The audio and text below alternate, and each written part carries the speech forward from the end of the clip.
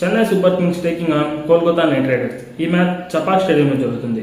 Chennai super kings last match brilliant performance విన్తో వస్తుంటారు, చాలా కాన్ఫిడెన్స్ గా వస్తుంటారు. సిఎస్ఏకి లాస్ట్ మ్యాచ్ తర్వాత వాళ్ళ టీంలో బిగ్ కన్సర్న్స్ అంటూ ఏం లేవు. సంజు సామ్సన్ నుంచి రన్స్ వచ్చాయి, బ్రిలియంట్ పర్ఫార్మెన్స్. వాళ్ళకున్న big concern Ruturaj Gaikwad form and Ruturaj Gaikwad strike rate. తర్వాత బౌలర్స్ కూడా సాలిడ్ పర్ఫామ్ చేశారు. అండ్ కేకేఆర్ టీం గురించి మాట్లాడితే వాళ్ళ టీం మొత్తం కన్సర్న్స్ ఉన్నాయి.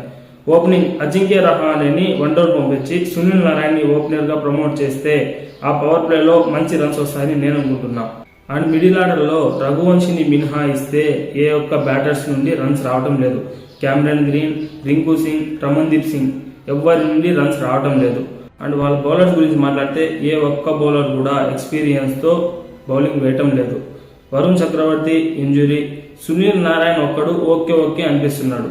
చెన్నై పిచ్ మంచి బ్యాటింగ్ ట్రాక్ కాబట్టి అట్లీస్ట్ ఫస్ట్ బ్యాటింగ్ చేసే వాళ్ళు 190, 200 అయినా స్కోర్ చేయాలి. తర్వాత బ్యాటింగ్ చేసే వాళ్ళకి ఆపే ఛాన్స్ కొద్దిగా ఉంటుంది. బ్యాటింగ్ ట్రాక్ ఉన్నప్పుడు టాస్ అనేది చాలా కీ రోల్ ప్లే చేస్తుంది. టాస్ విన్ అయిన వాళ్ళు ఆల్మోస్ట్ మ్యాచ్ కూడా విన్ అవుతారు. I'm going with CSK. మీరు కామెంట్ చేయండి ఎవరు విన్ అవుతారు.